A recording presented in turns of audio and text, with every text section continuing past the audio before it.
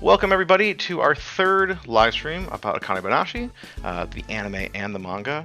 This is, of course, our comics live stream, our comics class. I'm your teacher. I'm here to teach you about comics, and we're doing it through the lens of the new anime Akane-Banashi and the manga it is adapted from. So every week we go through an episode, and then we look at the chapters that make up that episode, and I kind of go and find a random comics lesson from those chapters. This one's actually really interesting because I think we're really only touching on like the first 5 or so minutes of the episode, and the first chapter that's adapted, even like just 4 or 5 pages of that. We're not going too deep into this one, only because there's just a lot to talk about. I didn't even think this was necessarily like where we were going to be. I was thinking we might touch more on some of the theme stuff, but it's going to be really hard for me not to just want to lecture about how good Akane-Banashi is at mixing themes every week and playing with that. So we'll get back into that for sure. But I wanted to talk about a certain element, and we're talking about the mechanics of memories today. So I'll get into what that means. Now, as always, here's our agenda for the day. First up, we'll have some class reminders. Then we'll look at our adaptation report. I'll give the lecture. And we got something new this time. No pop quiz, no vocab test. This week we are going to do a bit of a writing exercise, or a drawing exercise, or an art exercise, or just a general creative exercise. It should apply to a lot of situations. So that will be towards the end of today, and then of course we'll wrap up after there. So this is a comment I received on the Manga Maker subreddit from Overall Durian, which said, "This is legit some of the best overall advice I've heard in like forever. That's saying a lot. It's going into my book of notes of things I need to do daily." So that is what our writing exercise is actually going to be based on, is what's this in response to? So you'll want to stick around to see what that is. And some other class reminders. Please always support the anime and manga via the official channels. So in the Americas, you can watch it on YouTube. I believe the dub will be coming out in May on Netflix. I don't know if we have an official date for that yet, but it sounds like they'll drop, I think, a few episodes at first, and then they'll do it weekly, which is nice because I'm a huge fan of just weekly releases because it gives us a chance to talk about it as opposed to just kind of go all in on the binge. If you're looking for the manga, you can read it on the Shonen Jump website, and I believe it's also available on Manga Plus. If you're outside of the Americas, I'm less in the know, but if you go to the Akane-Banashi subreddit, or even the anime or manga subreddits, you'll usually find that like weekly thread will push you in the right direction to where you can stream and watch these things. So I was anticipating that a lot of my audience would be in the US just because it's where I'm from, and given the time of the stream, etc. But some of the early YouTube analytics says it's only like 30% of you. So hopefully wherever you are able to watch this or read this with ease. But yeah, please always support the official channel so that the artists can make their money and can keep doing this. It's a tricky world out there for artists, so we want to all support them. Other class reminders, the class trip has been canceled. Unfortunately, we will not be able to go to Japan to visit the Rakugo Cafe. The district has pulled the funds for international flights. My deepest apologies for that. And then another reminder, this live stream class is every Tuesday at 7 p.m. or 10 p.m. Every Tuesday at 7 p.m.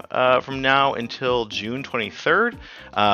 So if you are not already, please subscribe to the channel, like this video, and then also turn on those notifications so you don't miss the live streams. If you're someone who's unfortunately not able to watch it in the live streams, thank you for watching regardless, and it's great to see your answers into the comments about some of the questions or topics we had. I had a really lovely one last week, so please share what you're thinking, any extra questions you have. Want to definitely get more involved and help kind of tailor this to where people are at in their journeys.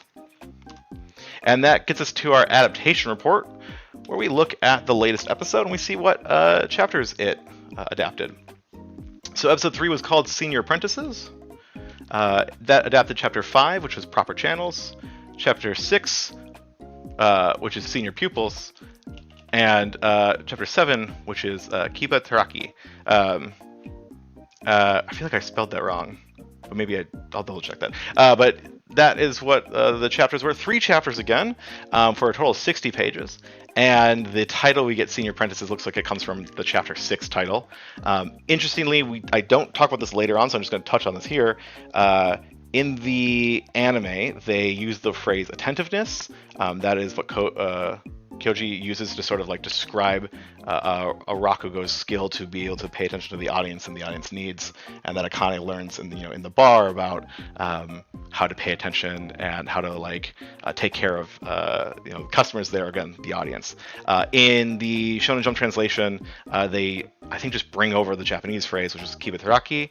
And I think just really interesting choice of when do you choose to translate something one way or the other, because I think there's a few other like Japanese words that stay Japanese in the anime that don't get translated, and so I think it's fascinating. But I do like having, in some cases, a noun or a word that is not translate over to give maybe a more distinct meaning to, because sometimes I think we can kind of color our opinion of it. So I think while attentiveness is definitely a good translation of kind of the skill, it's nice sometimes to have that cross-bilingual vocab to learn more. So just a little fact there. All right, so let's look at how this charts up. We've got some animations here now. So total chapters adapted. Previously, this was our projection, which is just kind of a pretty basic average of just 2 chapters. And to be clear, I kind of scrubbed out the first episode because that's always a little bit goofy. But across our first, our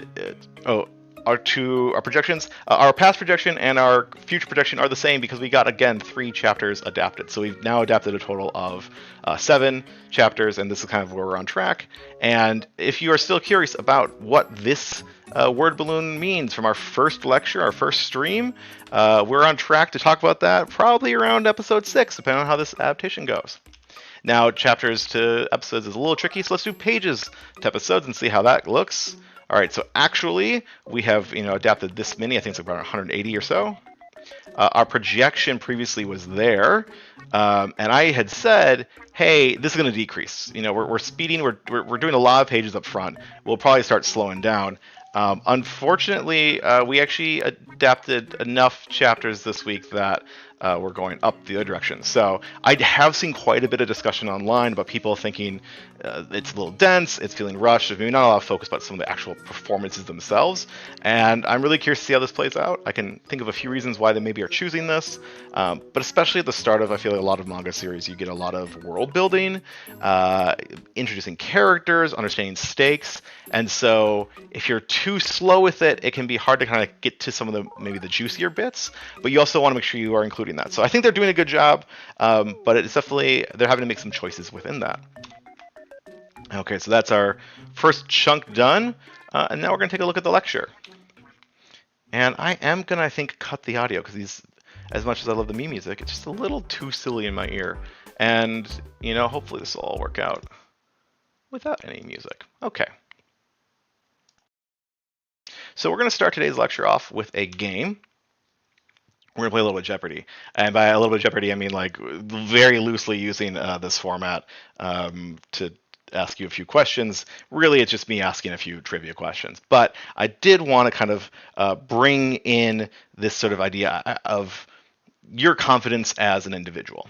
So that's where we're kind of taking this idea of the daily double. If you're playing Jeopardy, and you said, hey, you chose something from the comics technique category, and it reveals it's the daily double, which means you get to wager any amount of the points you have to at this point, like it's already up to 1,000. I don't actually know Jeopardy rules, but let's say you have $2,500 in Jeopardy.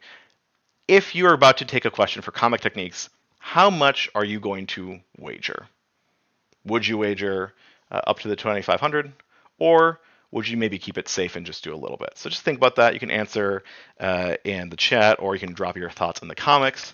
And then my follow-up question is, what if the category changed to film techniques? How much would you wager then? Would you wager more or less? Now, I would think an average audience, probably, my gut, could be wrong, my gut would be that you'd be more likely to do it for film than comics. So I think there's more people who just understand film and film language. But maybe because you're here for the comics, you maybe would feel more confident in that. So I understand I may be skewing the results. Maelstrom says $1,000 of a wager, which I think is like, that's a good confidence bet, right? It's like, I'll take a stab at this. So we're going to stick with the film category for now. And I'm going to show you the question. To represent the past, films have often used this color to tint the image of a scene. Again, to represent the past, films have often used this color to tint the image of a scene. So you know, answer in the form of a question if you want to in the chat or in the comments. And while you think about that, these are today's kind of like learning questions. You know, our goals for us today is how much how do the Akane-Banashi anime and manga represent memories and flashbacks, and then how else do comics show flashbacks? All right, back to our question. Maelstrom says, "What is sepia? How much did you wager for? You said you would have wagered. I feel like I know you. I feel because I know you have a a better chance at niche topics." Got it. So yeah, Maelstrom knows me. Actually, did talk to me about this a little bit. So it's maybe saying, you know what, I might do better in comics than film this time around. But you wagered 1,000 for film, and you got it right. What is sepia? Sepia, that kind of like brown, like lighter brown tint. That is the correct answer. So you've doubled that 1,000. Well done.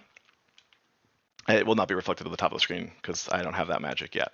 I want to ask this question maybe another way, which is, you know, beyond that, what are some ways that movies and TV shows let you know a scene is happening in the past? So take a second. As with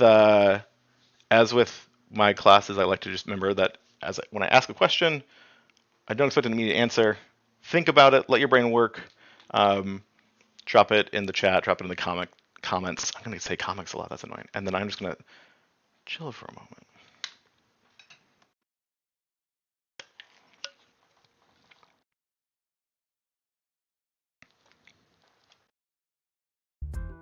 Maybe I play the music during the question.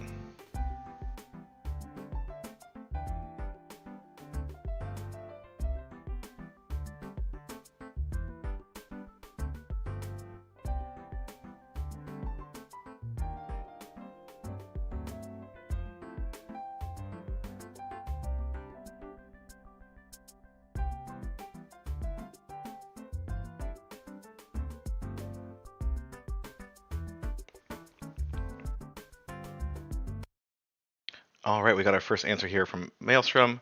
We've got close up on a main character looking in a direction, and then cut to them younger, looking in the same direction, or maybe cut to an actor younger than them. Yeah, so you're describing like a match cut, right, where you have an edit between two shots, and the subject is like usually in the same spot in the frame, maybe holding the same pose or gesture. And in this case, we're using two different actors who maybe look similar. But different in age. So that's kind of use some of those context clues. Great. Keep dropping some of these in the chat as we go along. If any more come to you. But I'm kind of curious, is like, how do we know these techniques? Like, I don't, you know, maybe some of you went to film school, maybe you watched some videos on YouTube, read some books about film techniques. And I'm also curious, like, who taught you when you were watching a movie that was what a flashback is, right? There's no way in heck I know when I first saw a match cut in a movie. No clue what that would have been. But at some point, I start to recognize that and pick that up, right? We refer to these things often as like, this is like film language. Like, what are the techniques that film is using to give us a certain purpose or a certain meaning?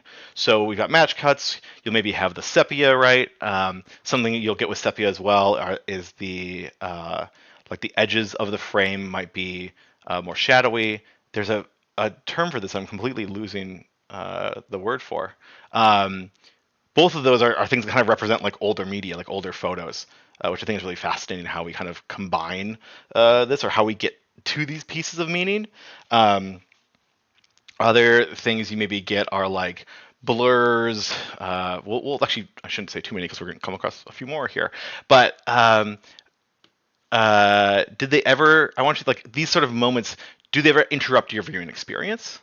And then again, why might we use these techniques? Why would we want to build a language around this? So it's just something that's kind of keep in the back of your mind, or shoot answers in the chat. Maelstrom says, I remember I used to annoy my mom by asking questions while watching movies as a little kid. Yeah, I feel like that's a very common kid experience. And actually, I think that you maybe hit the nail on something, which is I think we like kind of like giggle about that, or like you maybe like shush the kid, or like oh just watch the film. But to some degree, like if they're asking you those questions and you feel like you know the answer, um, like there's two different versions, right? There's like, oh gosh, is this person going to be okay? What's going to happen? Like questions that are like future forward. Maybe you say, oh, we'll just have to watch to find out. But if a child is confused, it might be, if you have the means, you're not in a movie theater, you could pause it and explain and talk through like, well, here's how I think, or here's what I understand, right? This is how we start to build the sense of visual literacy. It's the same thing you would do if you're like reading a book to a kid, right? There's still ways you can turn these mediums into interactive storytelling. So yeah, I guess I'll ask you then, Maelstrom. Is it a matter of you were asking your mom questions about what the heck's going on, or like what's going to happen, or do you think it was some of like just a knowledge gap of like not really sure what's being processed, or why people in the theater are laughing, or why people, why did this thing happen? So I'll be curious to see that. But to keep us on this conversation, uh, I want to jump now into the episode of Akane-Banashi, episode 3.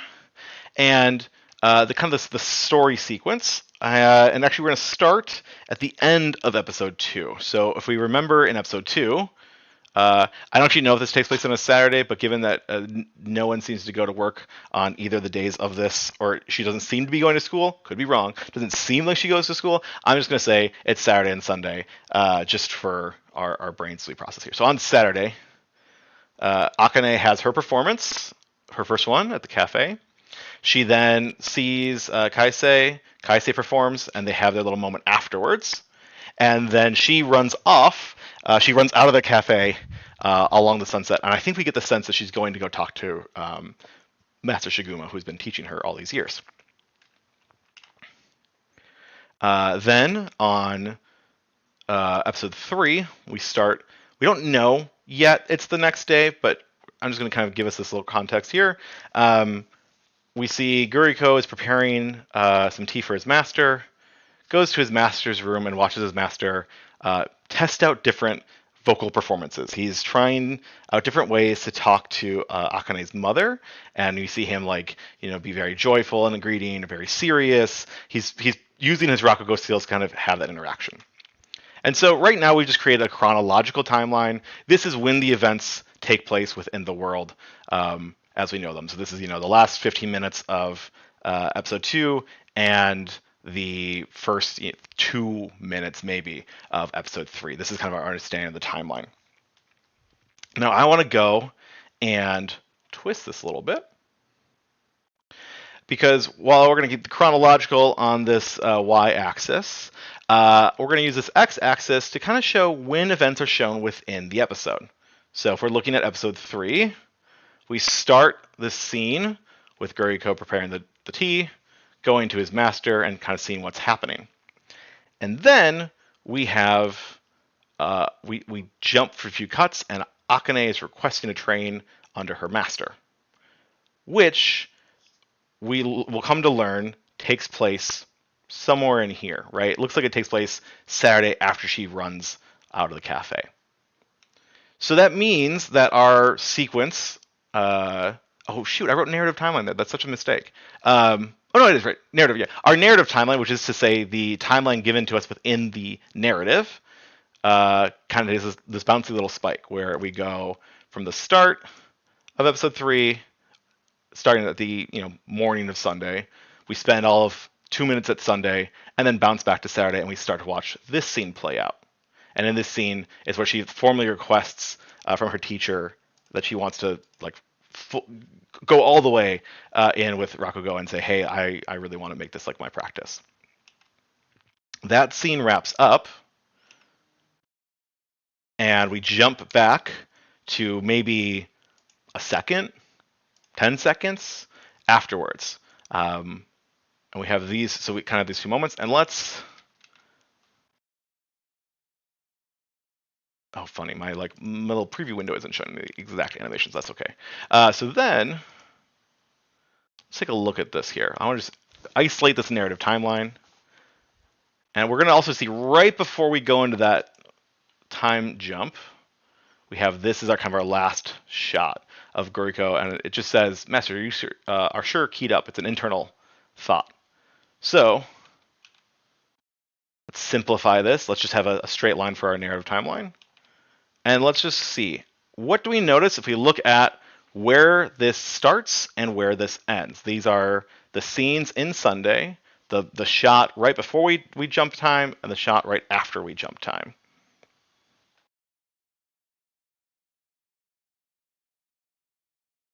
What do we notice about that?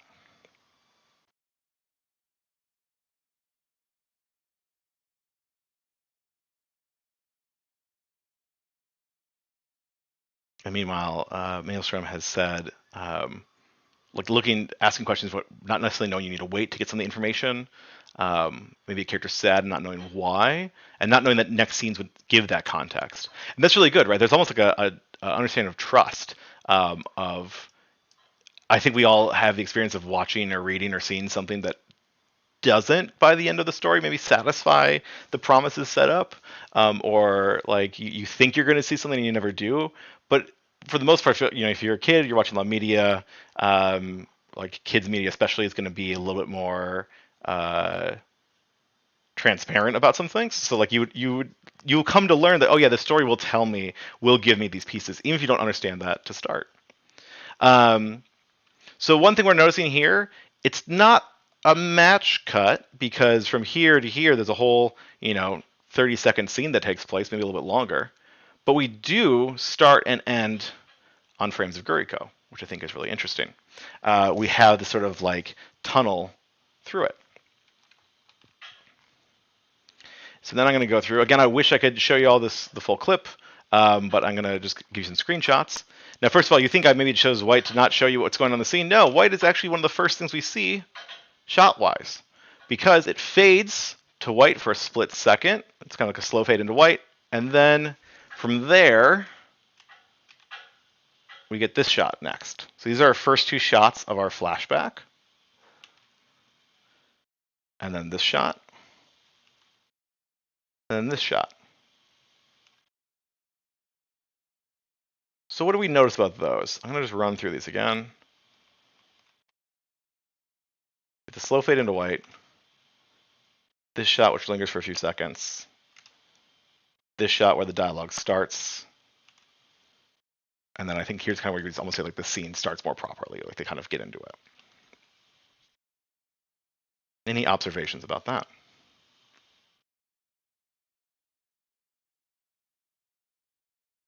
Now, one thing you might notice is the sepia, that like light brown. It's, maybe you wouldn't notice it in this exact moment watching it, but if you compare kind of the lighting between these two scenes, we can see that one has more of the brown tint on it. Also, and I hope this comes through across on the stream, maybe not, but there's a little bit of this kind of like glow, this like blooming light effect that happens too. In my mind, kind of gives it maybe like a dreamy space. Yeah, Maelstrom says sepia. It's building a color palette. Exactly. Additionally, I think one thing that's really interesting about this is we are jumping back in time to a scene taking place in the same room. So you'll notice he is, wearing different outfit. I think he's wearing like a black. I don't know if he's wearing a kimono or something else in the other scene, but it's black as opposed to this tan. Guriko's wearing his same jacket. I'm curious if his t-shirt has changed. And of course, Akane wasn't in this room to begin with. So, you could almost, there's maybe a world where if you aren't tuned into this language, you maybe just think, oh, this is, there was a weird pause, and then she showed up and everything was just nice and dreamy and sunlighty. We can also see some context clues that, like, when we see the sun streaming through the room here, if we remember at the end of the last episode, she's running against the sunset. So we can maybe interpret this as being a similar time. There's that. Yeah, and Guriko and Shiguma are in the same positions, right? Like he's like right in the doorway. I think maybe the door's been closed a little bit more because he's just peeked in. So again, there's that sort of like match cut idea, and I like to think of this in terms of when you have those like memories or things, like you hold memories inside spaces, inside gestures, inside these moments. Now we're gonna kind of skip what happens, but what happens during the scene is she says, hey, like I said, I want to train for real. And he says, are you sure? And she says, yes. And then he says, okay, well, you're gonna need to bring, you're gonna need your parents' permission. And she says, okay, well, my dad's out of town, but my mom, I'll bring her. And here's kind of the last few shots of this flashback. She says, "See you tomorrow then," which gives us some context. And then this is the last shot, which I've taken 2 screenshots of. Don't know if this will come across again on stream, but ever so barely, you can see that the camera focuses on her. She's got the most crisp outlines here. She's a little bit center. He's a little bit blurry. And the camera zooms out ever so much, right? You can see a bit more of the cabinet here. So we kind of zoom a camera out. Guriko comes into focus. And so this is using like film language, right? Anime is illustrated. You would like to make something blurry or to have this like depth of field, you have to choose to create that. And so they are choosing to use this film language of depth of field to switch our focus to Guriko before we go right back into another flash of white, even faster this time. It's really short. And then you can see Guriko's frame here. So we kind of get this like little bit of like a wrapping all the way around of Guriko's thinking about this. Here's this scene happening. We zoom out to him. We cut back to him on this side. Now, we're not going to get too much in the weeds today about how to make like effective flashbacks or some of the other skills or the purposes of a flashback. We'd have a whole conversation about why I have this flashback here to begin with. I just want to focus on some of the visual language so we can just start having these conversations. But this technique of, kind of like we had the same actor, it helps ground us a little bit. If we went from this shot to maybe the next scene, or if we went from this shot back to the present, but in a different location, we might have a really hard time knowing that we've changed time. So by showing him how we saw him before in the standard lighting, in this like moment, lets us know we've returned in time to the present. Perfect question. So Maelstrom says, or statement, in the first frame, I would be asking my mom, why is he confused? Absolutely, right? You have this moment of like, you can tell he's nervous, you can tell something's wrong, and you don't necessarily know why that is. And as someone who writes books for kids and it's done at different like age levels, you do have to be really mindful about like, how long is your sentence? What information are you giving?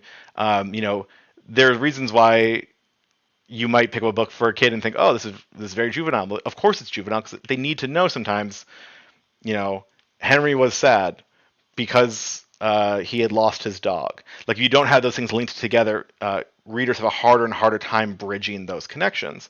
And as someone who worked with readers who struggled in reading in 6th grade, I think I've talked about constantly with Shaylee is like this idea of context and this idea of being able to connect two things. And I remember working with a student who saw, was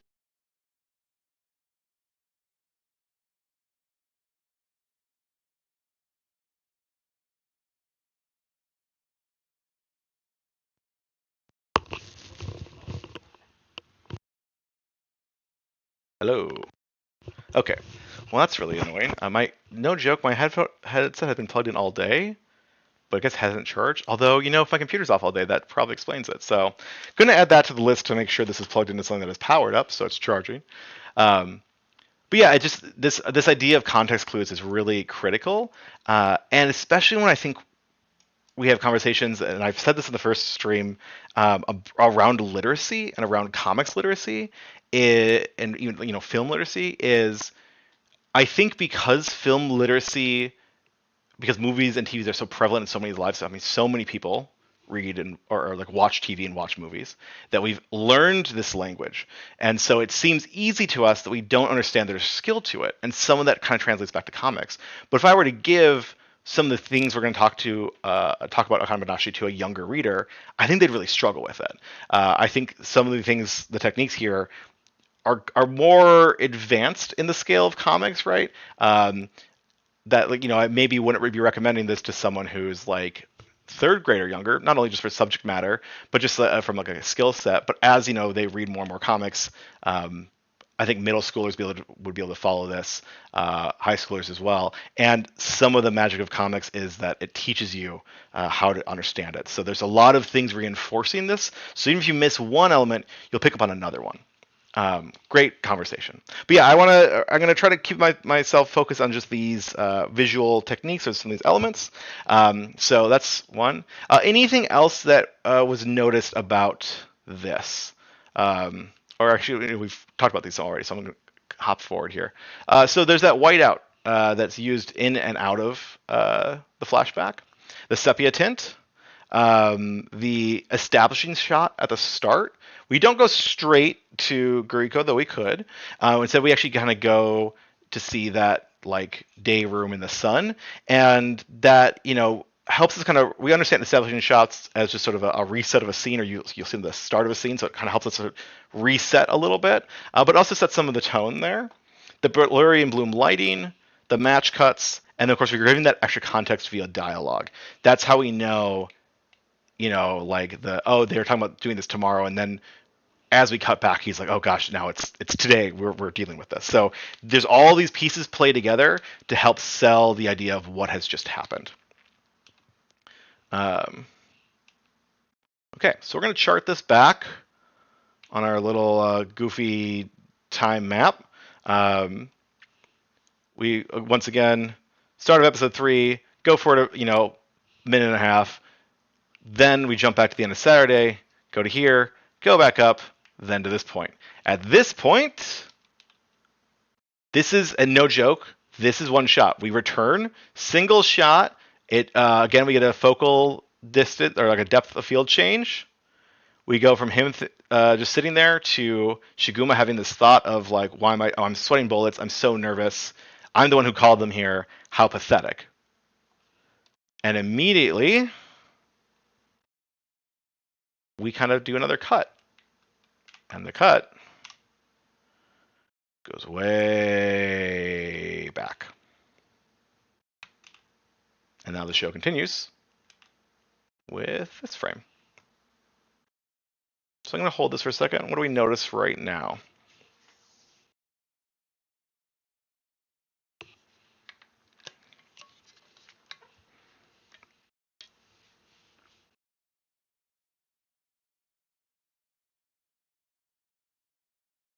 Black and white.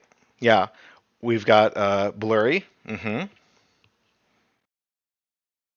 There is, of course, I'm robbing you of the sound, which is a huge element of the anime. But there's, we get the start of the sound of like rainfall. Then after that shot is this shot. And so, it's maybe, it's just really impressive. I can't tell just looking at this, this is completely black and white. Like this gives like a little bit of an orange tint, but I'm almost like wondering if that's just a good like trick of the light. But regardless, it's like the saturation is way, way down. We have that blurry kind of bloom lighting again. And this is the next shot.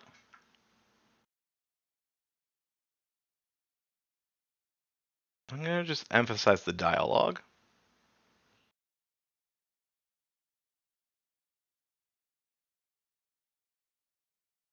Now this is still him thinking.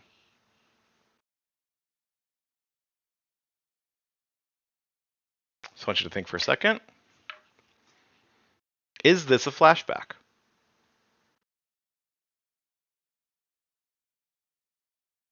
And what defines a flashback? Yeah, the italics in the subtitles let us know that it is an internal thought. So the audio to let us know it's an internal thought is a little echoey. And we also don't see his mouth moving in this or talking. I think we see her maybe talking, but we don't hear her. So yeah, his vocal performance is given those sort of filters that, again, in the same way we've got visual elements of this, we've got audible or like audio elements that we use to symbolize time or these sort of moments, this internal monologue.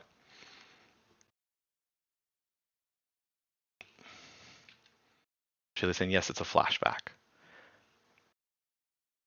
And like what defines the flashback, right? And I think this is a sort of question that in a lot of ways,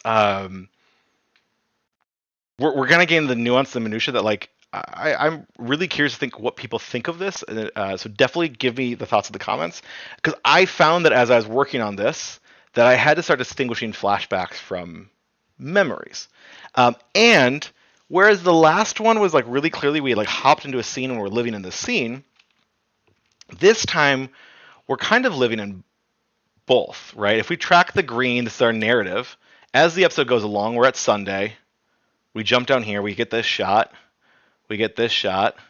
And then we get this shot, but we have this internal monologue.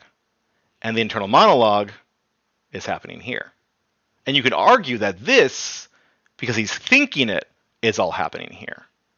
So it's kind of interesting, right? This very much so feels more like in his mind, whereas the flashback from before maybe was less so in his mind and maybe almost more truth of the world, right? It's really compelling and fun, and like you could kind of drag and drop these things all day and be in both. And it really begs the question, like, does it really matter to know the exact one? Not necessarily as a viewer, right? You don't need to sit down and be like, is this a memory or is this a flashback? You understand the purpose. It's for him to reflect on this moment, right? By instead of just him thinking this in the present day and saying, I haven't seen Masaki since that day, this little visual journey reminds us who that is, because it's probably only like the third time her name is mentioned in the series. So you go, oh, that's Akane's mother. It gives us the last time, which from the rainy day and from where the scenes and their setting, we go, oof, this is the day Akane's father was kicked out from the school. The rain also gives us the tone. So we get a lot of emotional weight onto this line that the line alone could not deliver. All of that works together to kind of sell this moment. Now, back to Jeopardy. We are at our category of techniques. You have a daily double. How much do you wager?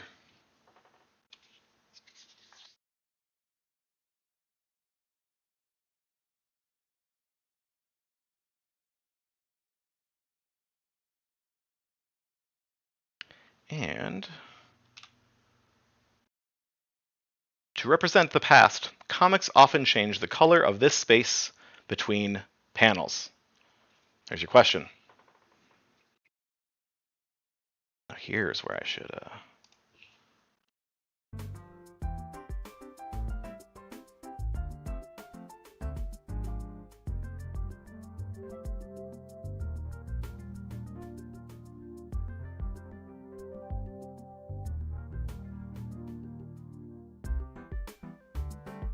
All right, hopefully you've locked in your answer. Which is, what are gutters? Now, gutters, beyond being the little pieces on the outside of your house that collect water during rain, are the little gaps in between panels. I'm not 100% sure when or where they got that name, but it is pretty solidly known. A lot of comics vocab is kind of still up in the world, yet to be defined or solidified around, but everyone, I think, universally calls them gutters and refers to them as gutters. And so let's take a look at the same sequence of events from the manga. And again, here's our gutter, the space between the panels. There's a big one here and a little one there, and one day we might talk about why those differences matter. Again, Guriko's prepared tea. He comes peeking on his master, and as opposed to in the anime where we see 3 different shots of some of these performances, on the previous page we get some panels and we get this really animated panel. I think in the anime it's just his head bounces between the 3. It's just an interesting adaptation. There's a delivery of peaches. There's a knock at the door, some fear. A nice, really good gag, which honestly I think the anime adapts this perfectly by keeping the animation really similar. They don't change the shot. We get this, and he's back. It's almost, I don't even know if we get animations of him running. It is a very good joke. And then he is saying, has a statement. He says, yes, sir. And we get this internal monologue from Gurikov. He seems really flustered. Because this maybe isn't selling enough flustering that we want to get this extra element here. That's maybe one reason to do it. This is maybe where a younger Maelstrom says to Mom, why is he confused? Why does he feel like that? What's going on? And we go from there to the next page.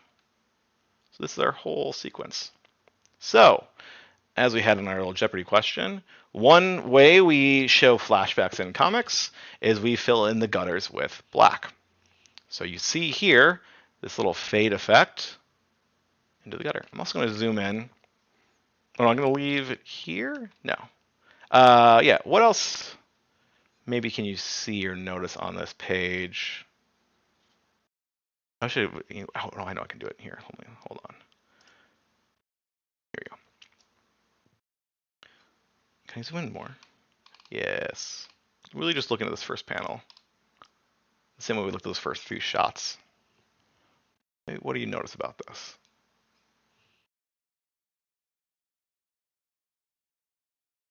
So one thing that stands out to me is you've got this caption. This all started yesterday. Goes into an establishing shot. It's supposed to say yes in the anime where it's maybe like during sundown. This seems to maybe be a little bit later. We get into Shiguma kind of we get a conversation in the start, and then here's that same like sort of sequence of Guriko, Akane, Shiguma in this room. So this caption we can understand as Guriko's thought because he has this one here. So part of the reason we get this, he seems really flustered, is we get an immediate thought in the moment, and then he's answering his own question. Well, why would he be flustered? Well, it's all started yesterday. Maelstrom says the texture. Yes, it doesn't really come through super well, I think, on stream, but this is a really cool like lines that are kind of graded over in almost like a octagon kind of shape as it kind of fades away. But you'll see all sorts of different gradients to do this. Sometimes you'll snap straight into it, but oftentimes you'll have some sort of fade. And in this case, right, it happens kind of in between the page and the spread, so they'll do it here. But you might even see some creators choose to start the fade down at this area. So we go there. The scene continues. They talk through it. And then on this side, we're still here to transition out. We get that same fade back. This time it's, I think, the wide, so we get this whole panel kind of exists outside that fade. I'm going to pull up some of these key moments from these two pages. And let's start to see what sort of techniques are being used here.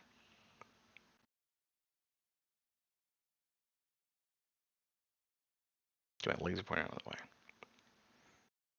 Now I already highlighted, right, we fade the gutters to black. And the caption is an internal monologue.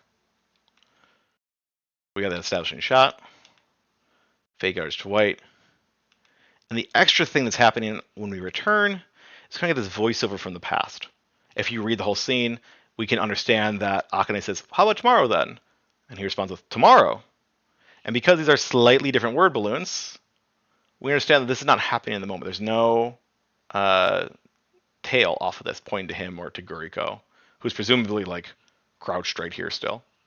And then we get this thought here. If you remember from the anime, he had the similar one, right? I'm sweating buckets. It was my idea, and here I am nervous. Once again, the same way we had one person's thoughts going in, we come back on someone's thoughts to again kind of just help ground us a little bit in that transition. We're not just snapping from flashback into action and into scene. It helps to have a slower action or a more internal one, such as just having a thought. So, black gutters, narrative captions, establishing shots, context via dialogue. These are some of the techniques we are seeing here in Akane-Banashi. From this scene, we go one more panel down. Oh, I didn't have a fancy little fade. That's fine. This is the next panel. And this is, again, 5 years ago. This will be my first time seeing Masaki. So now we've got two things that happened in the past. And I maybe ask that same question of, are these both flashbacks? Or are these memories, or what's the difference between the two of them? Or why has this team chosen to maybe represent them a little bit differently? The anime team did as well, right? We changed up the color a little bit. And I don't recall if the white fade is there for this other one. I'll have to double check that. But here we get these like little lines that go across to kind of make it a darker color. But the gutter stays white. We also get the internal monologue kind of placed over it. Also, you'll notice in italics, which is, again, some of that transferring. Interestingly, in the comic on the next page, we have him having a thought, but we get some dialogue. So we do get her saying something. But we can still understand that she's not in the room saying this right now. It's in the past. Milstrom says it's happening further back in the past. Maybe it's more substantial more emotional memory. Right. I think that like you could, if you choose to break down, does this actually happen? Yes or no? Right? Like are these things clear? Yes or no? But what's really important to me is that this is very much happening inside his head, whereas the flashback I think is just them. I went the other way, telling you the plot that happened that we skipped over a little bit. Right? We're seeing a lot of different things going on here, and I'll talk about it a little bit more in a second. This moment is decidedly him thinking. This is his memory. I think even the choice to, now I'm curious, I want to peek at a thing. We're going to do this together. Yeah, this is good. Here's the thing that the flashback is doing. Uh, we've got some setting established here, some setting established here. Oh, my arrows are backwards as I'm trying to read this manga backwards, but the slides go forwards. That's fun. We've got some highly detailed backgrounds on a lot of these. Not all of them, but a lot of these. When we get to this moment, we've dropped the backgrounds completely. There's big enough gaps here we could easily have drawn in the background. We only do it enough to give you the moment here, and then we just take you straight to the characters. We skip the part of Shibahama where you describe the background, and we focus on the characters. We are giving weight to the moment. So yeah, it is definitely more substantial, more emotional. I think there's a question to be had about, did he make this face back then? Or is this what he thinks he made this face? Did she look like this back then? Or is this what he remembers she looks like back then? We don't know, right? And you can now choose to get into the fun part of art where we get to discuss our preferences. Yeah, exactly, right? We are focusing on the characters. And then, so let's kind of reframe these things, right? For me, at least for the purposes of this lecture, I think you can kind of call both flashbacks to some degree. But if you are wanting to think about maybe the craft of this or how you might utilize them differently, it can be helpful to maybe separate them. So I'm considering one of them to be flashbacks, and those have those black gutters, have the narrative captions, that establishing shot to kind of slow us into the scene. Some of that context delivered via the dialogue, where the memories have some of the context via thoughts. We kind of have an ongoing internal monologue. It's very clear that the character who's thinking of this is processing it. We've got this visual of these gray lines as opposed to like it's dimmer. It's a little bit out of focus. I didn't have it here, but we add the maybe fewer detailed backgrounds. It's more abstract is maybe the wrong word, but just kind of more living in this void. So yeah, there's some differences. They're choosing, the creative team is choosing here to represent. So what is maybe the benefit of having distinct visual language for portraying flashbacks and memories? Why might you want to be able to do this?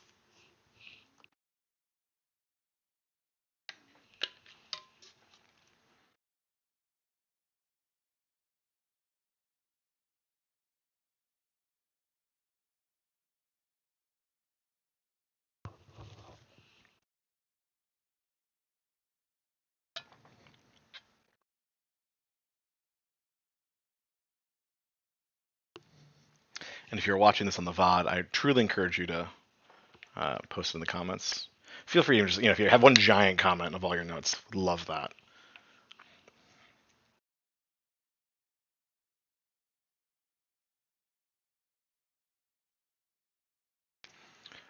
Why would they have it? Milstrom says, help us tell past and present. And I'm going to pull up, because unfortunately in OBS, I can see the chat, but it never fully logged me in. And so now I only have my little mini chat preview, and the comment went by too fast. So I'm going to pull up the chat on my phone, and hopefully I won't lose it. Let's see if I'll see what you said before. Maybe I'll have you copy it again. So that piece about flashback right above, if you don't mind sharing that. But yeah, it is clarity. If we have a distinct visual language between the two, we can do more complex things. And if we teach our readers how to understand these, and if we can bring people along, we can have more elaborate temporal storytelling. So this is a little bit longer on that same page. We are inside Shiguma's head, in his memory. Guriko is still watching his master and thinks, oh, he's more serious than usual. I guess that makes sense. And then we get this. Her dad was Shinta, my senior under Master Shiguma. He was Master Shiguma's first ever pupil, but he was kicked out by Master Isho in the big expulsion incident. This is exposition. The text is straight exposition. It's the sort of thing that when you talk about writing, you go, ooh, don't ever just say exposition on its own. And thankfully it isn't. Because I've paired it with this little visual. This is now Guriko's internal memory or thought. And this is Shiguma's. And they are, on the page, pretty damn close to each other. You'd have a really hard time, I think, doing this in prose. Even maybe in film. Works okay here because we can kind of control our pace as we go through it. And it gives us some good clarity. First of all, this first sentence lets us know that we are thinking about Guriko because he says, under my Master Shiguma. If we go, okay, his master's not Master Shiguma, so we know who's thinking it. And we get a little bit of information. And we get this great little image, which in the conversation about abstraction and memories, you have to think maybe he knew who Shinta was, or he's seen a photo of him or an image, doesn't have the clearest image of it. So this is maybe him just thinking of the shadow of a person. But as readers, it helps us remember, okay, who's these characters were? Because this is what, chapter 5? If you're reading this weekly, it's been 5 weeks since you've seen the dad, I think, visually. So this is a good way to look for, hey, the guy with the glasses. This is his silhouette. So all of these things we get to do because we've started to establish what some of this language means, and because we're really thoughtful about how we go into and out of it. So the repost from Maelstrom, I'm curious for your thoughts about why they might start the scene right before a flashback. Capture the teacher's tension as a hook for the audience. Yes. Hold that thought. There's gonna be a slide later on called Final Thoughts. Of course, I asked you to repost it, so thank you for reposting it. But hold that thought because I do want to talk about this, but I think maybe just have some loose ends here. And I'm going to make a little note here on my side too. And while we go through the rest of it, maybe even think in the back of your head, why you said maybe capture the tension. But yeah, why do we choose to do the flashback as opposed to just starting from her asking the question? Yep, why not just pick right up where the last chapter ended? So let's look at these two pages kind of in context to see what the benefit of this visual language has. We're going to use some color coding, where pink is this flashback. So pink is everything that's taking place on Saturday. So that's the flashback here, as well as these two little bubbles. Blue is everything that's taking place on Sunday. And yellow is everything that's taking place in the past, significantly.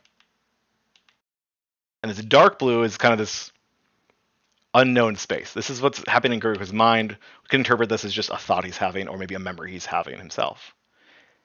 There's a lot going on here. I mean, this is like, to some degree, almost like messy coloring, right?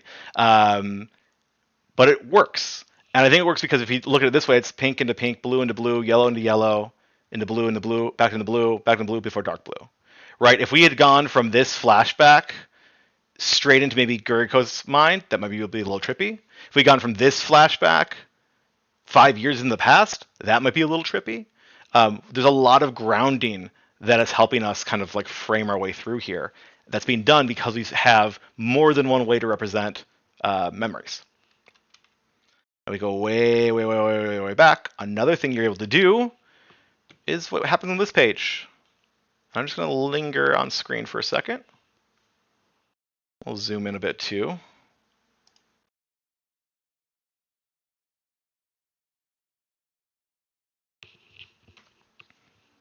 What's going on here? Wait a second. We are in the flashback. That was what was pink before, right? And now we have a memory. As Akane responds, because the teacher says, hey, so your desire to apprentice has grown stronger. She says, yep. I understand now that I'm far below where I need to be Shinichi. She does not say, I watched Kaisei, and he was really good, and now I'm intimidated, and I want to chase him. But she thinks it. And we as the readers get to understand what she means by this when she says, I am far below. You could like, what does that mean? It means, or I understand. Why does she understand? Because she watched the performance. We are now, I didn't mean to do that. Let me try to go to the next slide, not zoom out. Okay. We are now here. We are now in a flashback, and in the flashback, having a memory. Akane's memory specifically. I'm not going to go. I want to jump off this like team with everybody. I'm not going to go too far into it. Oh no, we do. Oh, I'm getting ahead of myself. One of the fun benefits of working on this in a few days time span is I forget the only things I'm talking about. But how do they do this in the anime? The same moment? Just take a second. I'm not going to go just yet. I'll let you think through it. But we start on the shot. It goes from a shot of, I think, like her, all three of them, then to a close-up of her. She looks down, and it looks like it's coming through on the stream, but we can see really dark, but we do see the room that she's in, so she's physically in that space. The background behind her blurs, it goes mostly black, and then there's this like kind of white shape that pops out, and then from there, we see Kaisei. So once again, we are in the past, and we are seeing maybe your memory. And here, memory is a really interesting thing, right? Because it's like she's thinking of this guy, but really she's thinking of this moment with him, right? It's not just, I'm thinking of him. I'm thinking of like this thing that happened to me an hour ago, half an hour ago, whenever that, however long it takes her to run to this house. So we are currently in this moment as viewers watching Akane. We are watching Akane think about half an hour ago. And we are also kind of inside Guriko's mind in the future moment. And all this is happening inside this guy's mind. This is, to some degree, right, the sort of Inception. Inception works as a movie because they so carefully layer scene by scene by scene how we're going to deal with dreams. You can't get to the end of the movie and show some of those scenes without showing the first, 90 minutes. If you hop straight to the end, they try to get straight to the big, cool, fancy tricks. It might look cool. You'll have no idea what's going on. No, instead they spend 90 minutes telling you what's going on or how it works so they can have fun with it. And that's, again, what we're doing with here using film language. This is much, I think, less complicated than the stuff they're doing because it's all very tried and true methods. Again, if we were to try to chart these things, it gets really goofy really quick. But it still just works, right? A lot of this media lets us kind of do some of this really fun time traveling when it's done well. We can often tell when it's not done well. When you have a question, you're watching a scene, and maybe it's not, the kid next to you asking the question. It's you, an adult who's watched a lot of media going, what's happening? Where are we? When are we? We've probably broken something here along those lines. So I want you to share again in the chat or in the comments, what is another way you've seen flashbacks or memories portrayed in media? That could be in books, in movies, in TVs, plays, what have you, right? There's all sorts of ways you can represent this, and I would love for people to kind of start dropping some of these things and then start like looking at them in comparison, right? What in the Venn diagram of flashback techniques do we use in theater that we use in comics that we use in movies? And I think some of the things that we maybe find across these are like dreamy elements, right? The blurry sound, the blurry lights, the like that wash kind of gives like a dreamy memory element, right? We have that broad association that I think crosses a lot of mediums. But yeah, really curious to know people's thoughts on those. And then kind of just final thoughts here. So this is a place for, again, extra questions or my other ideas. I think why I wanted to focus on this today is because I understand this as a good building block for where the series goes. Because if we think about what Akane-Banashi asks from us as audience members, because that art, to some degree, that storytelling is a little transactional. It needs us to be able to play along with them.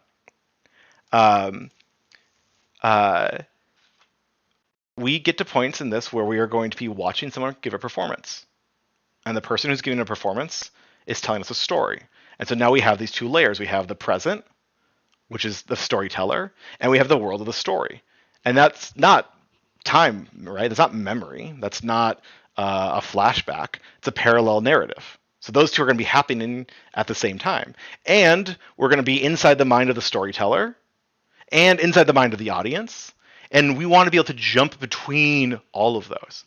And we're going to get there and be able to do that smoothly by leveraging visual techniques. Some of it I'm sure we will find, I can't think of it off the top of my head, but some of it I'm sure we'll find from the flashbacks.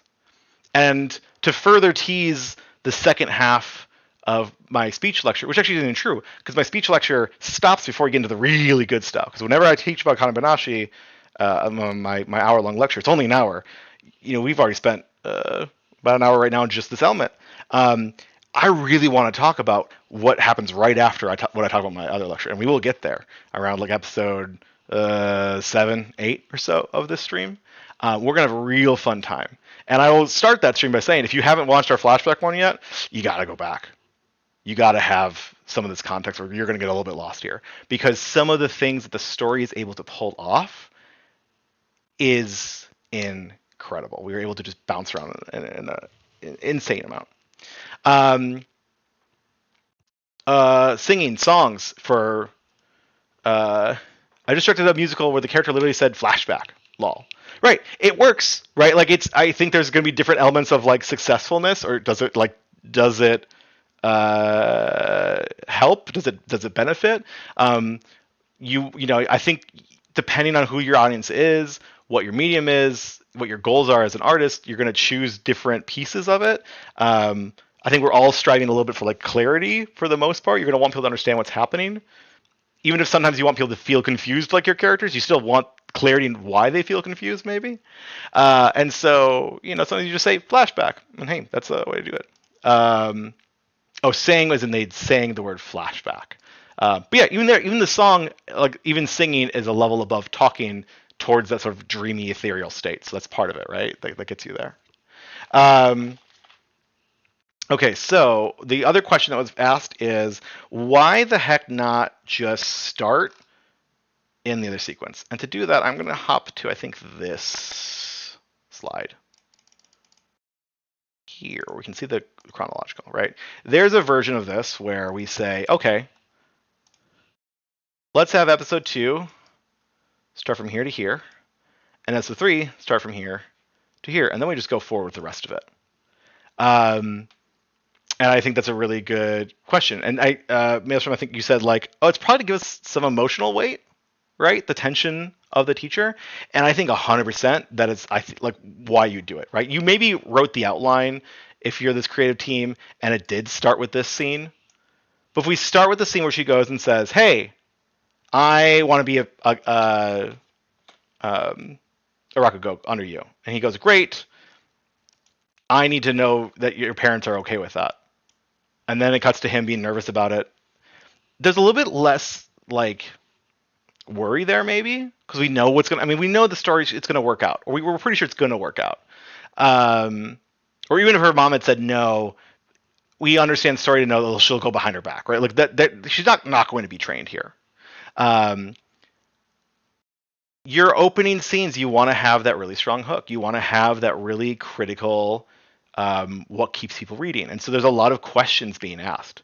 I don't have the full pages here. Maybe we'll do patrons another day. But I think if I think in my head, it's like, hey, we're seeing tea. Who's pouring tea? Why are they pouring tea? Why is he at this room? He like ends the page with like, "Master, what are you doing?" We see the master doing these weird things. From there, he goes, "Oh, it all started yesterday." That's just momentum. That's just pulling us forward. They're not giving us the full image until we kind of get far enough in that hopefully they've kind of hooked us with something. But what we get hooked with is, oh gosh, there's a lot of emotional weight here. So yeah, they maybe could have started here. I think this is the sort of thing that comes up when you get into that like revision stage where you're looking at the whole piece and like, ooh, what else can I do? I think it's really similar in episode 2. We have a really significant flashback of Akane going to meet the teacher for the first time and saying, "Hey, I want to practice under you."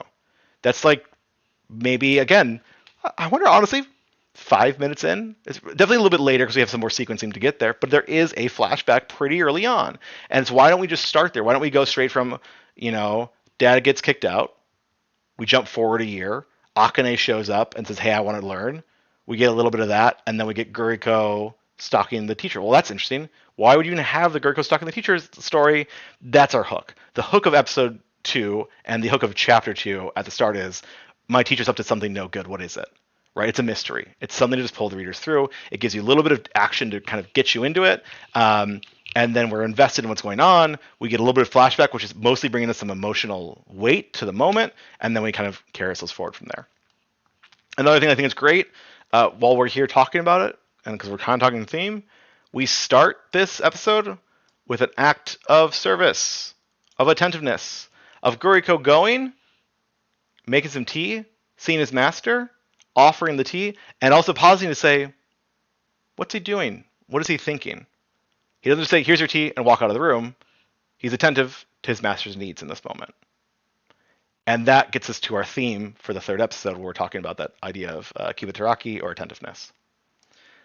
With that, I'm going to end the lecture. So thank you all for being here for the lecture, for your comments, and for chatting.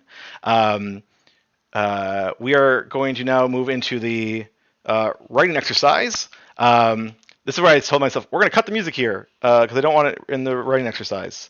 And great, we got to cut the music. Let's hop into our writing exercise. So I am also going to just take a breath for myself, take a drink of water, because my goal is to cut this part out of this stream and just have it on a standalone video. So that if you like this exercise and want to try it yourself, you don't have to jump into the stream and figure out, oh gosh, it started at the hour 20 mark. No.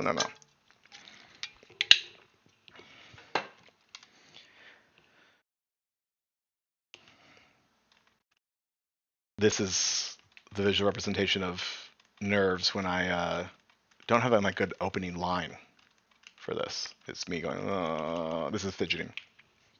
Because I said, welcome to this writing exercise or whatever. I don't know. This is the artist training arc writing exercise. If you are watching this off the VOD and you're not here for the stream, I encourage you to jump ahead. First, I'm going to talk about why this exercise, so where did this come from, and the timestamp will be here in the VOD. I'm going to give you the exercise instructions. We're going to talk through the entire exercise from start to finish before we actually do it, because I think it'll be helpful to see the whole arc of it before you get started. And then, because I want to make this video as nice as possible, you can follow along. Since there are some timed elements of this, I will have this video with some timers in it so that you can just play this the next time you want to do this exercise in the background. And you'll have the forever people who are here in the chat or in the comments cheering you along as we kind of all get to co-work together in a wild temporal space, which is a thing that doesn't make sense unless you watch the stream. So definitely watch the stream. So why this exercise, or what is this exercise? Well, the goals are to isolate your big story into different elements, to discover how to study those elements, and to craft a plan to practice those elements. Yes, I'm calling this a writing exercise because I directed it towards a writer. But honestly, it is a big project exercise. You can adapt this to a lot of things. I have brought this together from a lot of things I've worked on and similar exercises of the like. But this is, we're saying this for storytelling and for manga making. And that's where our story here starts. Why this exercise? Well, in our manga makers earlier last week, there was a question that was posed, or a comment that was posed, that I kind of need help to actually properly start. This was asked by user Overall Durian. She's a storyteller who's looking to start making manga. So she writes that she has lots of stories and has done lots of storytelling and writing, but is new to the manga side of things. Wants to learn how to draw. Now, I super identify with this. I grew up doodling, and then I kind of pivoted more toward the writing side of things. And as I've worked more and more in comics, there's always this push-pull of, oh gosh, I want to maybe draw. If I drew more things, it'd be easier for me to make more of my own comics and get more things out there.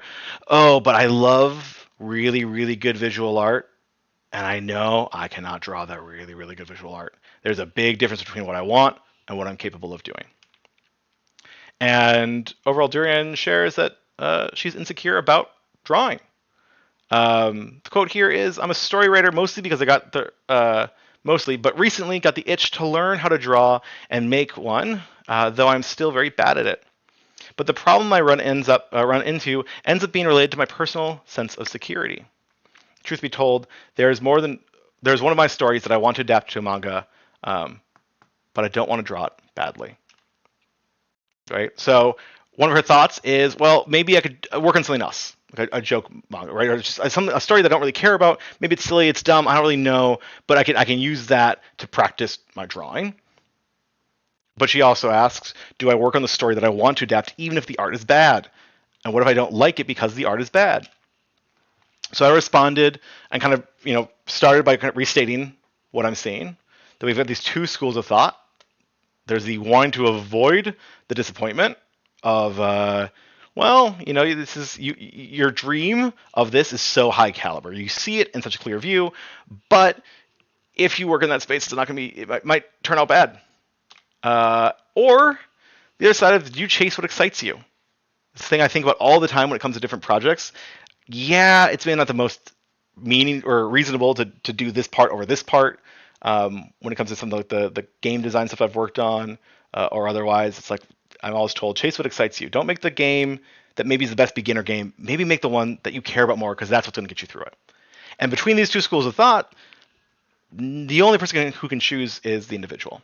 And often the only time you're going to know which was the right choice is after the fact. So it is a very tough bridge to cross. As another commenter said, like, no one else can correctly tell you the option to take but yourself. So what I offered was a few things. One, any time you spend on it will make you better. I'm not saying you're going to have a better product. I'm not going to say you have the comic you want at the end, but anytime you spend practicing your art, drawing or writing, you will get better at that skill overall. And whichever option you take, whether you believe it now or not, you will find more stories. And I say this to folks because I think there's a lot of people who have the one big story, especially the longer and longer you spend time working on your one big story. It feels like the only thing you'll ever make, and you feel like nothing else will ever get close to that. And so it'll be really, really hard to then even start that story, because at any moment that falls apart, that's all you've got as a writer or as a creator. And I just want to encourage people that is just not true. You will find more. You just have to open yourself up to that. So I shared, my experience. I write for hire. I've worked on a lot of write for hire comics for a few years, and then it was my time to work on my own comics again. And the last time I worked on my own comics and written my own script pages had been like 4 or 5 years before. And I remembered that it was a really long process, that it was really hard. And I was like, I don't know, it's going to take me a while. And when I finally sat down to do it, it was easier than I remembered. Because while I went and wrote for hire, I was working on comics. And yeah, they were not the comic I wanted to be writing, but each of them gave me a little something different. I practiced different panel layouts. I practiced different story structures. I learned more about different ways to talk about video games in comics. And all of that had trained me up to work on my own. So we talked back and forth on the Reddit and kind of got to the spot that said, yeah, this sub is really neat. So definitely go check out, if you're someone who's interested in making manga, check out our manga makers. And I said, talking about this, I've got an exercise. And I wrote out the steps that I'm going to share here with all of you. So we're going to do a little bit of a different format than a Reddit post, hopefully a little bit more sense. This is the Art Train Arc instructions. What you need: big, intimidating story or project, pen and paper or a digital equivalent, and a timer. Now, I do suggest pen and paper because it's a good way to set your phone down or away from you. And if you're typing things up, that's good too. But it can be really easy to get distracted, so it's just nice to kind of move to something more, what's the word I'm looking for? Not technological. Best I got. And then a timer, and if you're watching this video now, we'll have the timer part handled for you. So the first thing you do is on the top of the page, you write, my story has. And then you're going to start a 5-minute timer, and you're just think about that prompt. What does your story have? Who's in your story? What kind of scenes does your story have? What's your genre of your story? You're not writing this down yet. You're just thinking, right? Think about your story. This is why it's really important to make sure your phone's away from you so you don't get distracted, right? You are just thinking. And then when that timer goes, you're going to start writing some of those down. Now, what I'm looking for when you're writing things down, I'm calling elements. So for example, this is just, brainstorm list. Oh, my story has lots of sword fights. That's a type of scene. My story has a sci-fi setting. Okay, so that's locations. My story has a romantic subplot. Okay, that's character relationships. My story has flashbacks. Oh, we just talked about those. My story has maybe a mentor who dies. My story has a spaceship, it has a robot, a moment of betrayal, a jungle planet, all sorts of things, right? For any of these, if you're working in comics specifically, you need to know, how do I write these? How do I draw these? Or if I'm working with an artist, how do I communicate my ideas for how these get drawn? What's important to know about these, right? So this is why it's really important to kind of list these things, start breaking it down. Note that I didn't say the name of the characters. So just some generalizations. So again, you set that second 5-minute timer, you write down as many of those elements as you can in 5 minutes. As many as you can. Characters, scenes, actions, narrative elements, visual elements, both. Then you create your training plan. You choose one of those elements. You choose it, write that down, circle it, maybe grab another piece of paper, and then you start writing questions down about that element. These are not questions in reference to your story. This is not, what is the sword fight in my story, or how good are they at sword fighting in my story? No, it's just the idea broadly, right? For one example, let's use flashbacks. The questions you might write about flashbacks are, how can you start and end a flashback? What is the purpose of a flashback? What makes for a good flashback or a bad flashback? What can flashbacks look like in comics? Thinking about the panels, the gutters, the line weight, the color, the character design, the word balloon choices, things we just talked about today, right? Any of these, you want to just be able to split that down into a handful of questions. And great, now you've got questions you probably don't know the answer to, or maybe you think you know the answer to, but you're not sure about all of them. Well, then you go seek wisdom. You read your favorite comics. You see what they do. You write it down. You read the comics you hate. You see what they do. You write it down. You take pictures. If they're yours, you scribble in them. You know, some of the work I do for this is simply me seeking wisdom as I put together these presentations. You search for articles, YouTube videos. You ask your comic-loving friends about it. You say, you go to the comic shop and say, hey, I'm working on some flashbacks in my comics. Can you think of any good comics that have really good flashbacks? And they're going to take them with whatever they mean, right? Whatever means good to them, but it'll tell you something.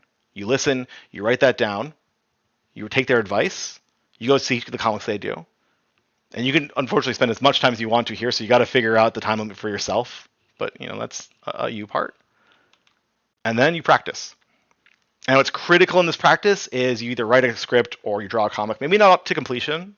Maybe just a short one, only partially rendered. Unless rendering is the thing you want to practice, then go the whole way. But keep it short. Maybe less than 4 pages is great. 1 page is even better. Some things will be hard to do in 1 page, but the idea is just to start connecting the thoughts you have about this element to some output and seeing what happens. So yeah, you write a script, draw a comic that includes that element, maybe more than one. And I think this is kind of critical. Write it for you most of all. Yes, share it, get that encouragement, but your goal here is just to study, is to practice. And so if you let these small little mini comics get in the way of the goal here, which is to train, you don't want to lose sight of that. However, as you work on these random stories that maybe if you don't, you could use your main story as an influence, but you could also just go online and find a story generator. Or you could think of, hey, I want to do flashbacks, and there's this movie I saw that had a flashback, and I want to see what that would look like in comics. How could I do that in comic, right? Just practice this element, maybe isolate it, or maybe with 1 or 2 other ones. Repeat, return. You go to your brainstorm list, you choose another element, you write some questions, you go seek wisdom. You can definitely do more of these at once, right? You don't have to do it one at a time. But you do that, and eventually you go back to your big story, your big idea. And it's no longer this giant mountain of a thing that you don't know 1,000 things about. You know how to put the building pieces together, because now parts of it are starting to be figured out. And so it'll be less intimidating. The first time in that story that you draw a sword fight will not be the first time you've drawn a sword fight. The first time in the story you have a flashback will not be the first time you've done a flashback. You are now skilled, even if it's a basic level, in the pieces that make up that big work. So really all you're doing is you're just taking this big idea and you are chunking it down into smaller pieces. So next we're going to go over the steps again with some timers. Now we're going to do that in a little bit because I don't necessarily want people to have to stick around to the end of this just to wait for 5 minutes. But if you do want to run the activity, you can totally do that. But we are now at the end. Thank you for everyone who's stuck around. We now go to the wrap up and shorts. So I'm going to talk to you about how you can support me. I'm going to record some shorts, and then we're going to finish recording the writing exercise. So, how you can support me? One, just by being here. Thank you. I appreciate it. The views, the likes. It's been really fun to start this channel the last few weeks and see the support I've seen. I've gotten some really lovely comments that have just been really inspiring. Someone had mentioned that they have started to read a comic, or are reading a comic that they enjoy and are seeing it in new ways because of what we talked about here. And that is truly the dream. So yeah, please, keep joining me for these live streams or for the VODs from now until June 23rd. Especially as we get closer to that too, let me know what content you might want to see from me, kind of in the off season, so to speak. I'm also dropping shorts and snippets of this as videos as well. So if you have something you want to go back and revisit, you can check those and share with your comics loving people. And of course, the like and subscribe means a lot, so you get those notifications for when I go live or I drop a new video. If you want to, support me financially, there's a Ko-fi that I have set up. No, nothing set like Patreon right now. There's no extra Discords or anything at this time. Just have this out there. But another way you can support me that gets me just a little bit of a kickback is through Bookshop. Bookshop is a online bookseller. It is a competitor of Amazon that is focused on books because Amazon started with books and then has kind of really impacted how a lot of that industry works and then how a lot of other industries work. So if you don't want to support Amazon, which I encourage you not to support Amazon, I would encourage you to check out Bookshop because Bookshop supports indie booksellers. Indie booksellers get to create their own stores, their own storefronts, and they get cuts of their sales. And people like myself, so authors or fans of books or bloggers or whoever, we can also create our own little stores. And so I have my own shop that shows you all of the books that I've written, as well as books I love. So, comics. There's a few like book lists in there of, hey, check this out if you're interested in making comics. So if you are, please take a look at that. And as long as you use this link to get there, anything you buy on the website, I get 10%. So if you start there and say, oh, this is cool, but actually I want to go buy this other thing I've been meaning to get, I would get a little cut of that. And so I just would appreciate that. And if you say, oh, I actually have a local bookstore, see if they're on there, and you can also just support them. And so anytime you buy from there, you'll support the bookstore. So these are some ways you can support me. And now we get to the fun part, the YouTube maintenance, where I record some things. So I'm going to take another pause here just to drink some water and just take a deep breath. Yeah.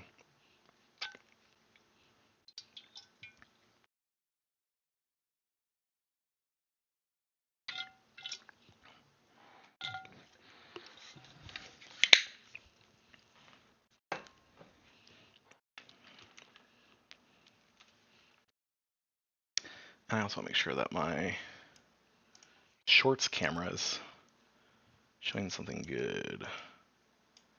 Can I rotate this? I put this in the back.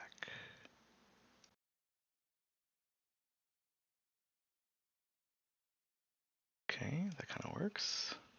And then, again, if you're watching this on desktop, which I would assume most people are, you will be missing all the thrilling editing I'm doing. If you're watching this live on a YouTube short, well, you're probably a little bit confused about what the heck is going on. Here's that there, and then we move. Nice. Now this has a nice, pretty little border on that. Oh, I also forgot. I didn't even update my sub goal. I think I'm at 13, so we hit it at the end of last week. So let me go ahead and. It's always really good to update your sub goal at the end of your stream, so that you just keep doing that, and then the goal is always met. So we're gonna bump this from 10 to 20, and we'll see when we hit that one. Cool. All right. You heard that? Heard what? Did I make a bonk or drop my water bottle? Interesting. Okay, so then I gotta pull my PowerPoint back up one more time, so I get my PowerPoint notes. I take a deep breath. Battery fully charged. I shake off the nerves a little bit. And do you make manga? Maybe you've been on the subreddit r manga makers. I was posting on there last week, and someone responded to one of my posts with this. They said, "This is legit some of the best overall advice I've heard in forever. That's saying a lot. It's going into my book of notes of things that I need to do daily." So, what did I say? I wrote down a writing exercise in response to their post. And I'm going to share that writing exercise with you. I call the writing exercise the artist training arc.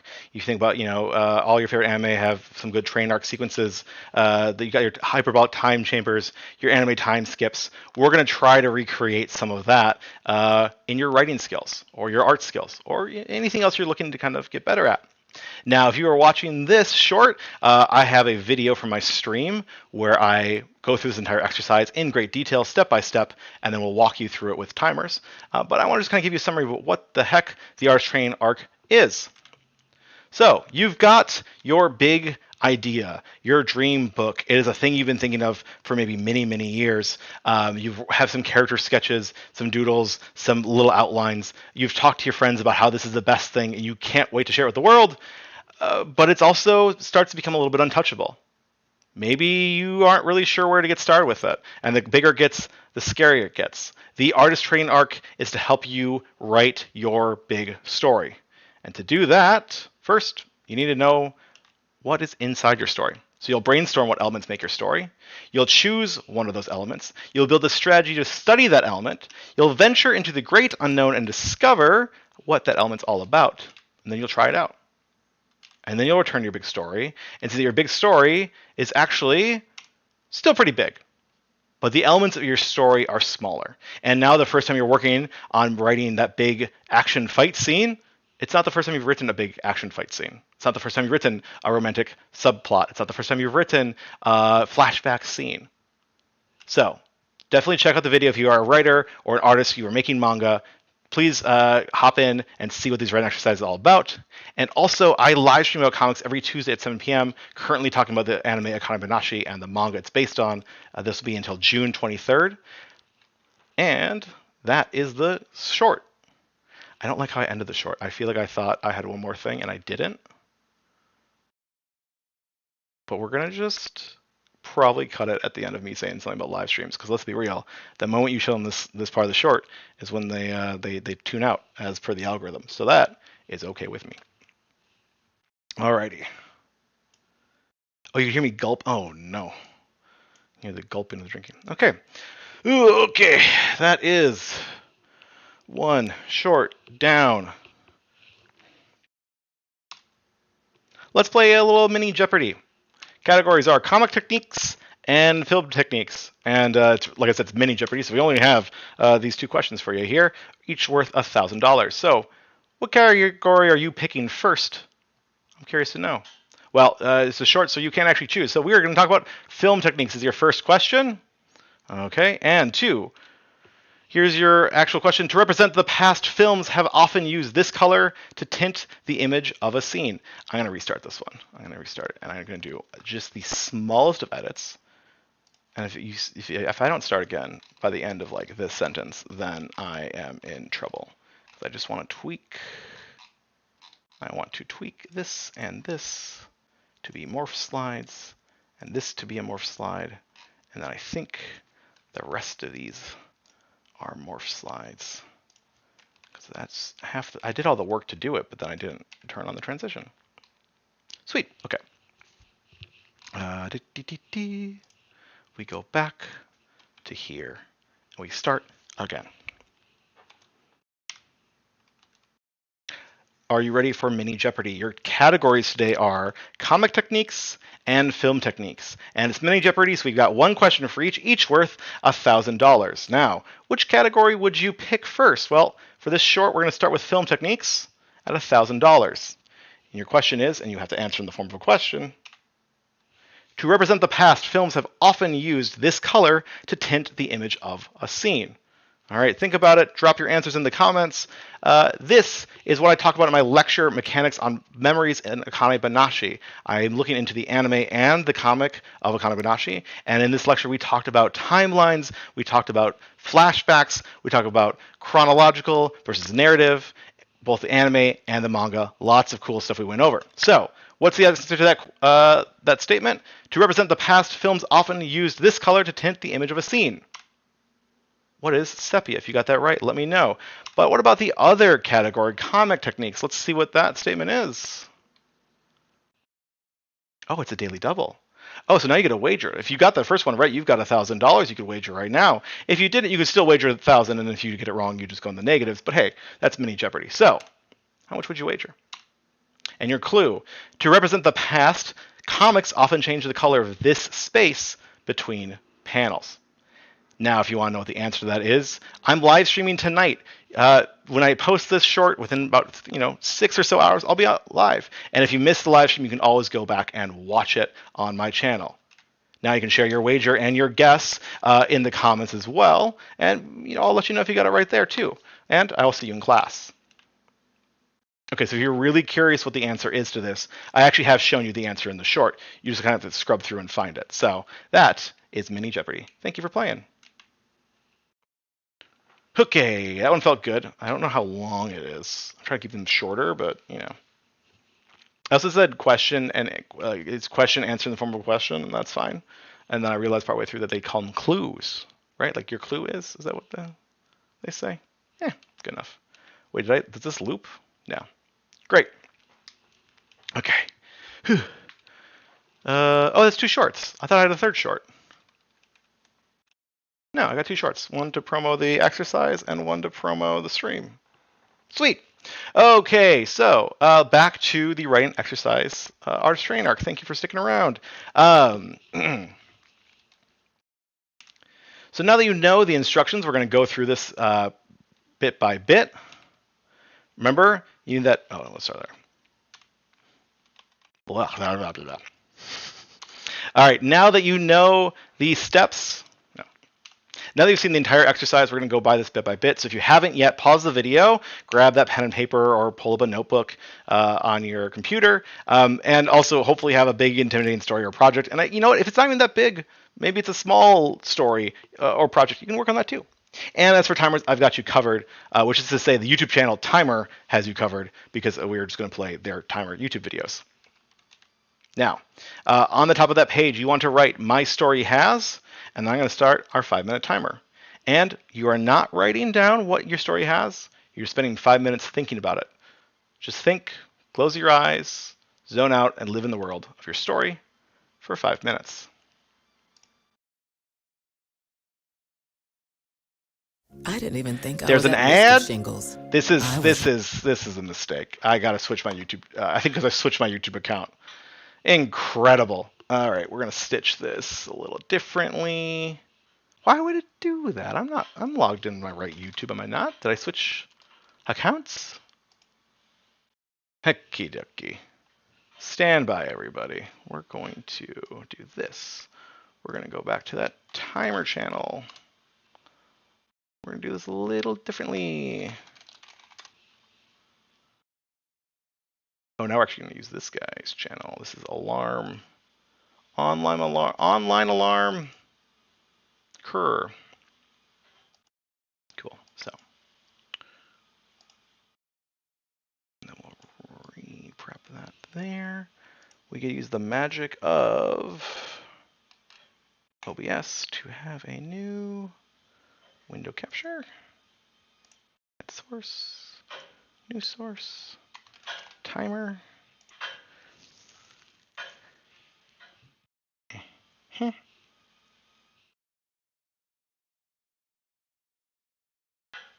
Great, look at that.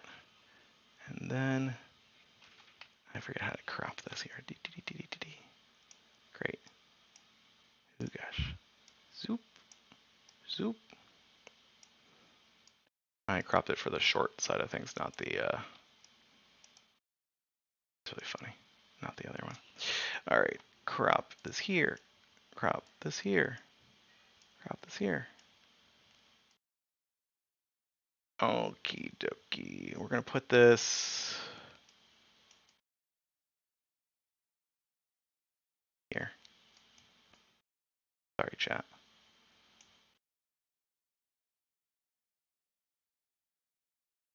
Oh, gosh.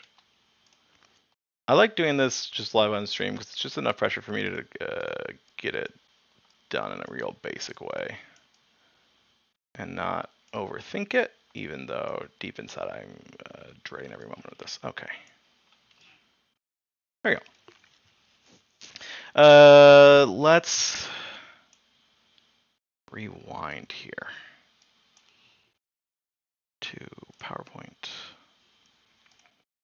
I'll try this for the 3rd time. Okay, so you know the instructions all the way through. it's time to get those materials. You're going to want that big, intimidating story or project. Again, this could actually be a small story, or doesn't even need to be a story. It could be something else. But for this case, your big, intimidating story, you need pen and a paper or a digital equivalent. And for timers, I've got you covered right here. So on the top of your page, you're going to write "My story has," and you are just going to think for these 5 minutes. You are not going to write anything down yet. I just want you to think. I want you to live in the world of your story. Do your best to not get distracted by anything else, and just think for 5 minutes.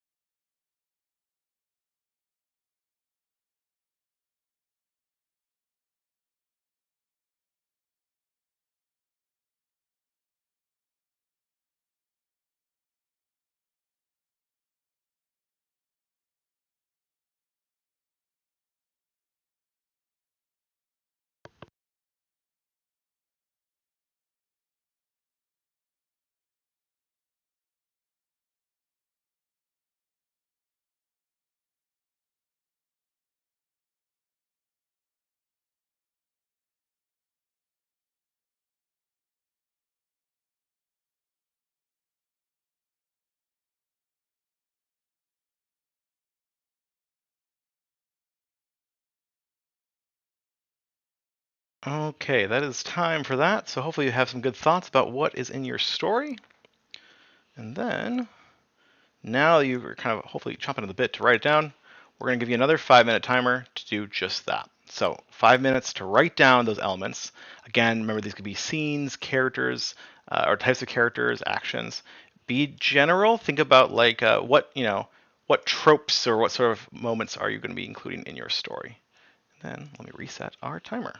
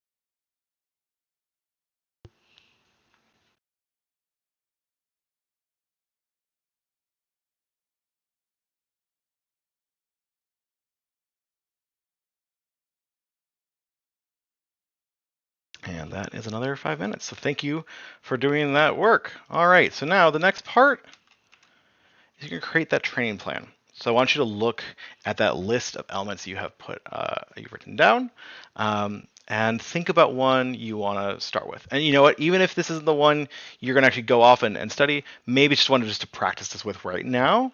And then I'm going to have you write down some questions about that element. Again, this is non-reference to your story, but about other stories. So, again, my example was flashbacks, and you can probably even borrow some of these, right? If your element is around a type of character or type of scene, what makes for a good one of those characters or a bad one of those scenes? What is the purpose of maybe this element? How do you depict this element in comics, in plays, in prose, whatever you choose? Take a moment now to start writing some of these questions, and I'll start the same 5 minute timer, but I think we'll just take 1 or 2 minutes. This is a good time for you to pause that because it's going to vary a little bit from person to person.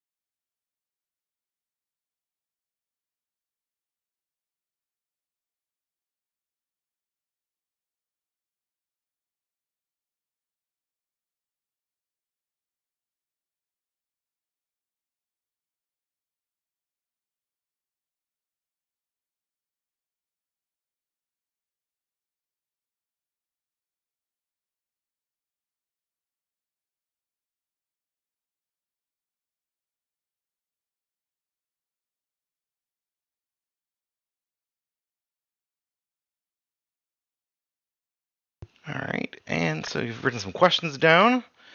Now it's time to go out there. I will say you're going to seek some wisdom. Again, read your favorite comics, see what they do, write it down. Read the comics you hate, see what they do, write it down.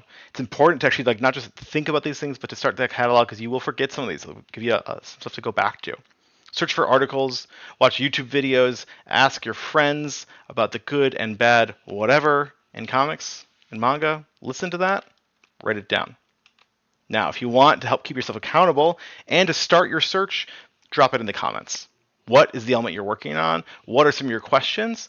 And then you can come back to this later and see how you've done. And you also open it up. I'll be looking through those and answering some of the questions that people put in there as best as I can. And if you see someone has a question that for you think, oh, I know something I can recommend here, go ahead and add that too. This is how we as artists help each other grow and get stronger together.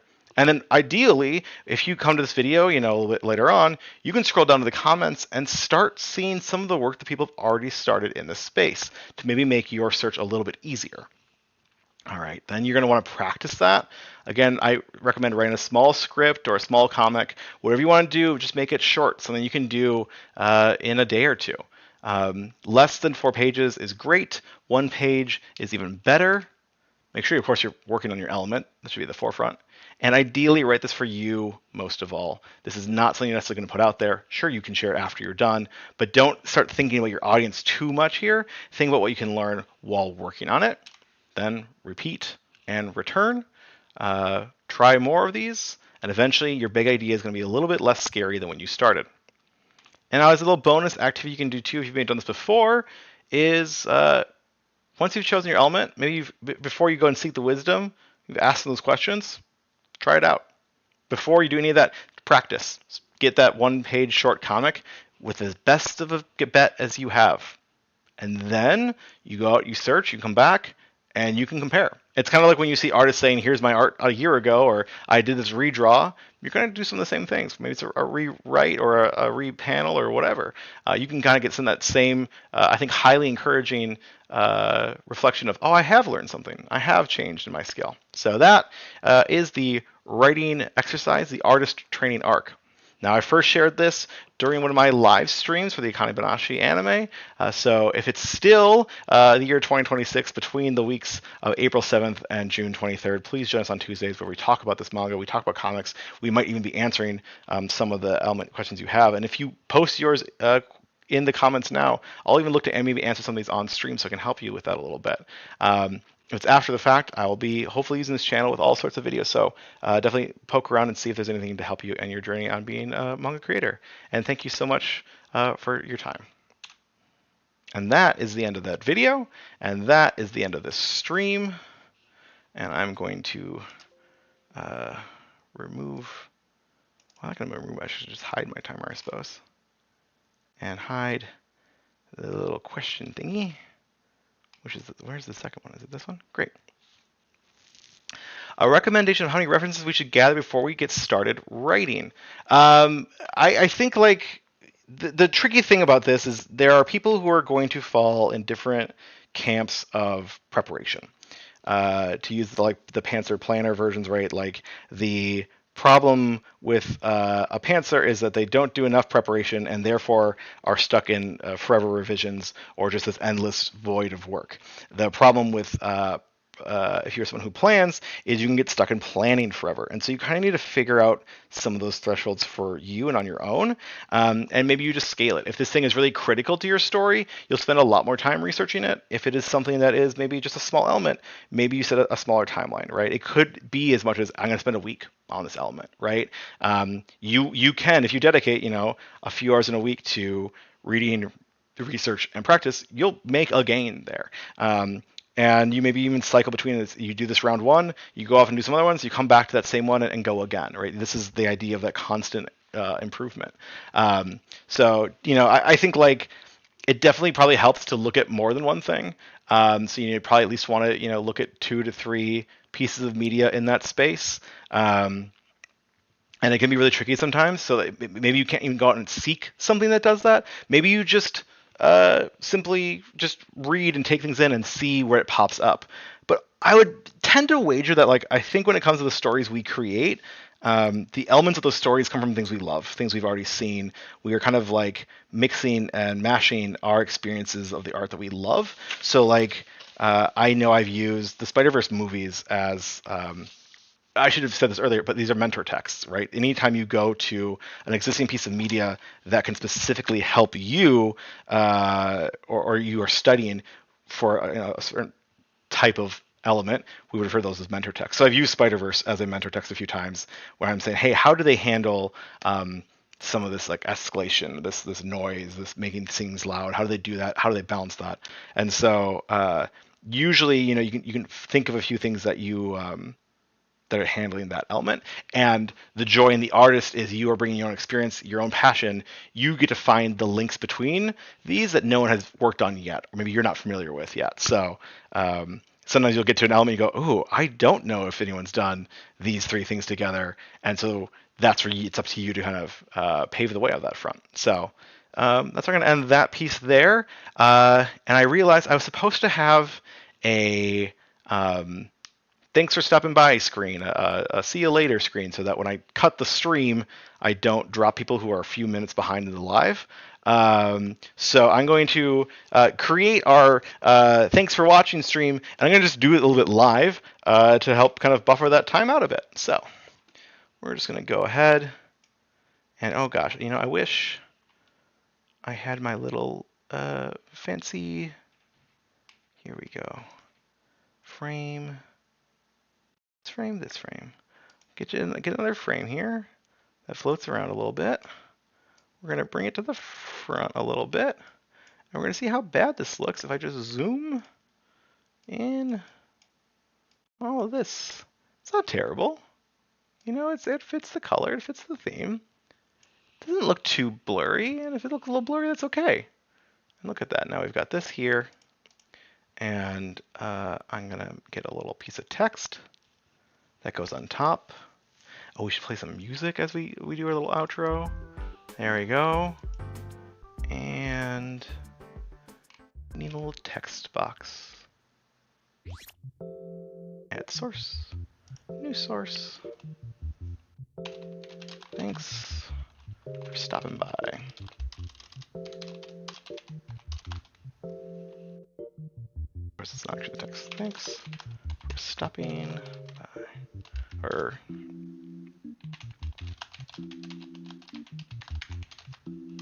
now,